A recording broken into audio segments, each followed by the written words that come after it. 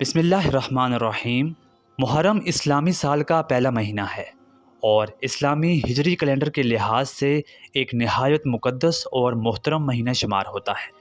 یہ مہینہ اشہر الحرم یعنی 4 محترم مہینوں میں شامل ہے جن کا ذکر قرآن مجید میں بھی آیا ہے اور جن میں جنگ و جدال کو حرام قرار دیا گیا ہے۔ رمضان کے بعد سب سے افضل روزے اللہ کے مہینے یعنی محرم کے روزے ہیں۔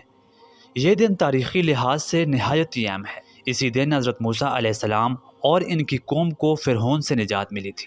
نبی کریم صلی اللہ علیہ وآلہ وسلم نے اس دن روزہ رکھنے کی ترغیب دی اور فرمایا کہ اگر اگلا سال ملا تو 9 اور 10 یا 10 اور 11 محرم کے روزے رکھوں گا تاکہ یہود سے امتیاز رہے۔ عاشورہ کا روزہ 1 سال کے گناہوں کا کفارہ بن سکتا ہے۔ 10 محرم کو سن 61 ہجری میں حضرت امام حسین رضی اللہ تعالیٰ عنہ اور ان کے ساتھیوں کو کربلا کے میدان میں شہید کیا گیا۔ یہ واقعہ صبر، حق، عدل اور قربانی کی عظیم مثال ہے۔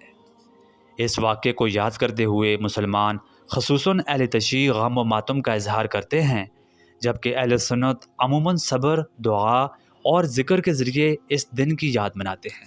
محرم میں مستحب اعمال: روزہ رکھنا، خاص طور پر 9 اور 10 محرم کا روزہ، صدقہ و خیرات کرنا، ذکر و دعا میں شامل ہونا، صلہ رحمی یعنی رشتہ داروں سے حسن سلوک اور کربلا کے شہداء کی قربانی کو یاد رکھنا شامل ہے۔